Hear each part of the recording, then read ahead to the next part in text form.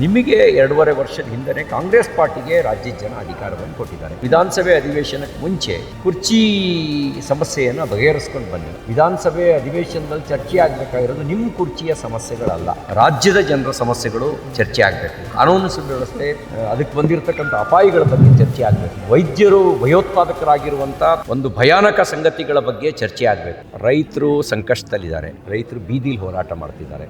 ರೈತರ ಸಂಕಷ್ಟಕ್ಕೆ ಸ್ಪಂದಿಸುವ ಕೆಲಸ ಸರ್ಕಾರದ ಕಡೆಯಿಂದ ಆಗ್ತಿಲ್ಲ. ಮೆಕ್ಕೆಜೋಳ ಖರೀದಿ ಮಾಡಬೇಕು ಅಂತ ಹೋರಾಟ ಮಾಡ್ತಿದ್ದಾರೆ, ಕಬ್ಬಿಗೆ FRP ನಿಗದಿ ಮಾಡಬೇಕು ಅಂತ ಹೋರಾಟ ಮಾಡ್ತಾಯಿದ್ದಾರೆ, ಅತಿವೃಷ್ಟಿ ಪರಿಹಾರ ಕೊಡಿ ಅಂತ ಹೋರಾಟ ಮಾಡ್ತಾಯಿದ್ದಾರೆ.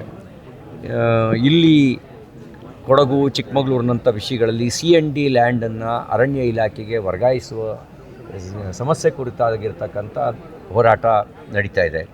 ಇದೆಲ್ಲದನ್ನು ಆಧರಿಸಿ ಸರ್ಕಾರ ಕುರ್ಚಿ ಯಾರಿಗೆ ಅನ್ನುವಂಥದ್ರ ಬಗ್ಗೆ ನೀವು ಚರ್ಚೆ ಹುಟ್ಟುಹಾಕದೆ ಸಮಸ್ಯೆಗಳನ್ನು ಬಗೆಹರಿಸೋದಕ್ಕೆ ಹುಟ್ಟುಹಾಕಿ.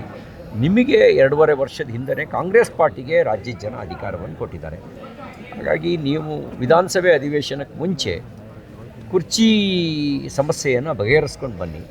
ವಿಧಾನಸಭೆ ಅಧಿವೇಶನದಲ್ಲಿ ಚರ್ಚೆ ಆಗಬೇಕಾಗಿರೋದು ನಿಮ್ಮ ಕುರ್ಚಿಯ ಸಮಸ್ಯೆಗಳಲ್ಲ, ರಾಜ್ಯದ ಜನರ ಸಮಸ್ಯೆಗಳು ಚರ್ಚೆ ಆಗಬೇಕು. ಕಾನೂನು ಸುವ್ಯವಸ್ಥೆ, ಅದಕ್ಕೆ ಬಂದಿರತಕ್ಕಂಥ ಅಪಾಯಗಳ ಬಗ್ಗೆ ಚರ್ಚೆ ಆಗಬೇಕು. ವೈದ್ಯರು ಭಯೋತ್ಪಾದಕರಾಗಿರುವಂಥ ಒಂದು ಭಯಾನಕ ಸಂಗತಿಗಳ ಬಗ್ಗೆ ಚರ್ಚೆ ಆಗಬೇಕು. ಅವರು ಮಾರಣ ಹೋಮ ನಡೆಸಿದಂಥ ಸಿದ್ಧತೆಗಳ ಬಗ್ಗೆ ಚರ್ಚೆ ಆಗಬೇಕು.